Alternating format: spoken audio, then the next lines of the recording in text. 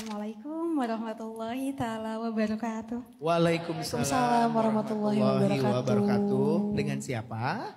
Saya Listia, asal dari Bogor. Listia. Ya, betul.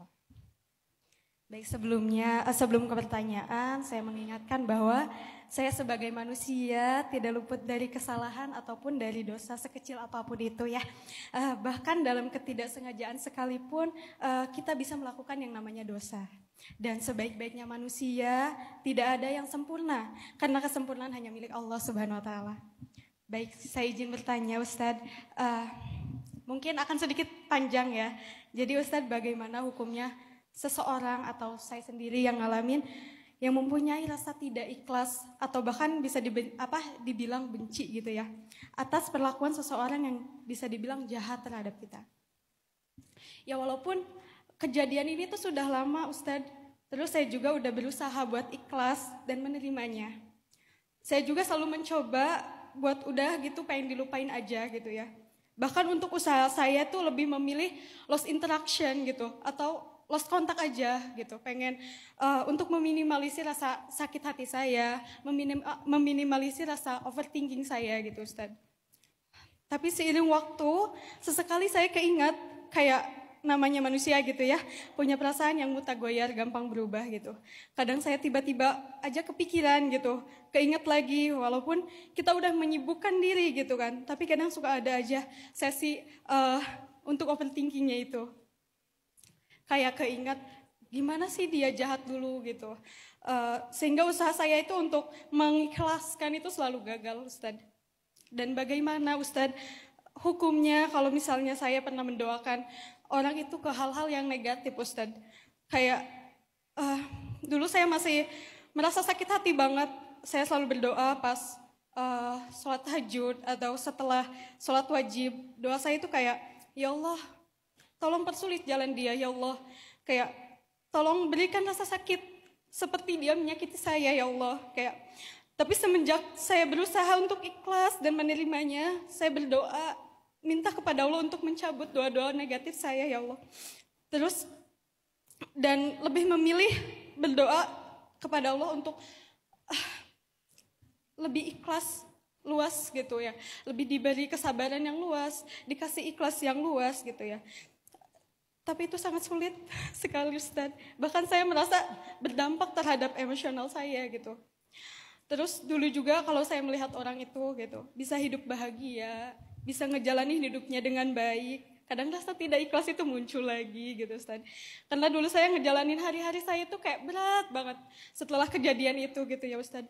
Sampai saya tuh stres banget gitu karena bentuknya fitnah gitu ya Ustaz. Tapi kok saya melihat dia tuh kayak biasa aja, ngejalanin hidupnya dengan baik, tanpa ada rasa bersalah sedikit pun gitu. Dan tolong solusinya dan tipsnya Ustadz, agar saya bisa menerimanya dengan ikhlas, lapang dada, tanpa rasa benci itu Ustadz. Dan apakah hukum tak berdua itu ada Ustadz?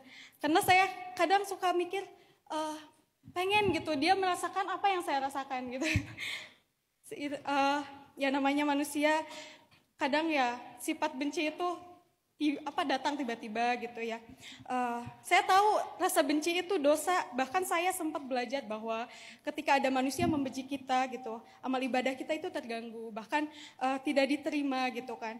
Mungkin itu saja pertanyaannya Ustadz. Mohon maaf kepanjangan. Wabillahi taufiq wal hidayah. Wassalamualaikum warahmatullahi wabarakatuh. Nabi juga pernah kayak gitu kok. Ketika Wahsy dulu masuk Islam, kemudian dia datang menemui Nabi saat Fathu Makkah. Terus Nabi melihat, ini Wahsy. Seketika Nabi teringat dengan peristiwa Uhud saat Wahsy yang membunuh pamannya Nabi Hamzah radhiyallahu an. Maka kemudian Nabi bilang, Wahsy, aku udah memaafkan kamu. Tapi kalau kamu bisa menghindari gak ketemu sama aku, hindarilah. Padahal Nabi adalah orang yang paling sempurna, orang yang paling lapang dada, orang yang paling ikhlas. Tapi kadang ada luka yang gak mudah untuk dilupakan, walaupun sudah dimaafkan. Maka gak apa-apa dengan hal itu. Gak apa-apa kalau kita belum bisa sekaligus dalam waktu ini melupakan luka tersebut, karena lukanya masih kerasa. Tapi apakah kita sudah memaafkan? Itu aja yang bagian kita. Karena la yukallifullahu nafsan illa wus'aha. Ada bagian yang di luar kemampuan kita. Jangan terlalu takalluf. Apa itu takalluf? Membebani diri kita dengan yang bukan beban. Aku harus lupa, aku harus lupa, aku harus lupa. Lupakan. Fales. Gak harus kita maksain diri kita untuk membebani pikiran kita dengan apa yang di luar kemampuan kita. Karena Allah gak suka dengan takalluf. Dalam agama itu takalluf dilarang loh. Termasuk takalluf itu overthinking, overreaction. Itu takalluf. Terlalu berlebihan dalam hal yang sebetulnya bukan bagian kita. Termasuk lupa tentang kesalahan, luka, segala macam. Kita gak bisa mengendalikannya sepenuhnya. Itu kadang-kadang di luar kendali kita. Tiba-tiba muncul kan. Bukan sengaja kita ingat-ingat, kita udah mencoba melupakan, tapi tiba-tiba muncul. Muncul karena sebuah parfum, muncul karena sebuah musik, muncul karena sebuah makanan, muncul karena sebuah tempat, muncul kadang-kadang dengan sebuah kata-kata kayak tiba-tiba kita ngerasa kayak deja vu. Kan itu muncul begitu aja, nggak bisa kita kendalikan. Maka udahlah, itu emang di luar kendali kita. Rabbana la tuhammilna ma la taqata lana bih. Ya Allah, jangan pikulkan kepada kami sesuatu yang kami enggak sanggup memikulnya. Tapi ada yang dalam kendali kita, yaitu memaafkan.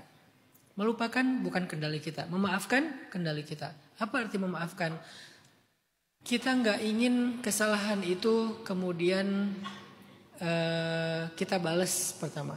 Kita tidak ingin membalasnya. Kita udah memaafkan, namanya udah memaafkan enggak akan membalas dong. Kita juga enggak berharap bahwa dia akan dibalas. Mungkin kita nggak mungkin membalas, tapi berharap bisa nggak ya dia dibalas? Bisa nggak ya dia ngerasain apa yang aku rasain? Bisa nggak ya dia sengsara juga? Kayaknya dia bahagia-bahagia aja deh. Jadi aku nggak rela deh ngeliat dia sakit sendiri. Udahlah kita disakitin plus sakit ngelihat kenyataan. Emang nggak capek sakit terus? Pertama kita disakitin. Udah gitu kita kan kepo ya, penasaran ya, gregetan kan? Gemes gitu, pengen lihat dia kayak gimana hidupnya sekarang. Oh ternyata dia happy, makin gemes, makin gregetan. Udahlah, unfollow aja di semua akun. Jangan di unfollow di akun pertama tapi masih following akun kedua. Unfollow aja di semua akun, gak usah cari tahu lagi tentang dia. Itu yang membantu kita untuk belajar memaafkan. Kalau masih kepo, masih perhatian, susah memaafkan. Kalau ngelihat dia bahagia, kita nggak rela. Ngelihat dia sengsara, kita bahagia. Kan dengki namanya, hasad. Mending kita nggak tahu apa-apa udah.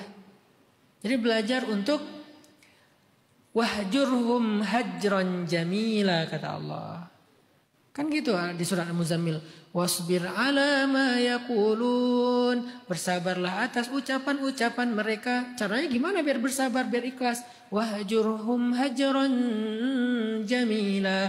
Tinggalkan mereka dengan cara baik-baik. Arti tinggalkan di sini. Terjemahan dari wahjurhum, unfollow mereka, delete kontak mereka, gak usah balas DM mereka, gak usah balas chat mereka. Kan gitu kan terjemahan dari wahjurhum hajron jamila. Harus dengan cara baik-baik, bukan dengan cara yang gak baik. Misalnya meninggalkan tapi dengan cara playing victim. Meninggalkan tapi dengan cara manipulatif. Meninggalkan tapi dengan cara nambah fitnah. Itu gak jamilah. Tinggalkan saja dengan diam. Udah tinggalin. Itu akan membantu kita untuk belajar ikhlas dan lupa.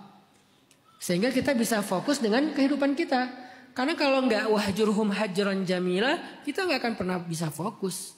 Kalau di dalam surat lapang dada, kita nggak akan bisa fansab kalau belum faroghta, belum farogh. Farogh itu dalam bahasa Arab artinya kosong, belum rilis, belum selesai. Nggak akan bisa fansab. Kita fokus dengan hal yang lebih baik untuk hidup kita. Jadi kalau mau fokus dengan masa depan kita, mengupgrade value kita, mulai membangun self esteem yang positif tentang diri kita, kita perlu belajar faragh, perlu belajar la ubali kalau kata Nabi, perlu belajar tarkuhu ma la ya'nih, meninggalkan yang enggak bermanfaat bagi kita, perlu belajar ignoring, perlu belajar skip, perlu belajar mengabaikan, enggak peduli. Itu cara membantu kita untuk ikhlas, lupa, pelan-pelan. Jangan dikepoin lagi. Kenapa Mbak nggak bisa ikhlas? Karena masih ngepoin terus. Masih cari info terus. Tapi dia dekat dengan saya Ustadz. Ya udah belajar sibuk supaya nggak ke pikiran itu terus. Nggak ngelihat dia terus. Distractkan pikiran kita kepada kesibukan-kesibukan yang lebih bermanfaat. Fansop tadi. Sisanya wa ila rabbika farghab. Serahin aja sama Allah.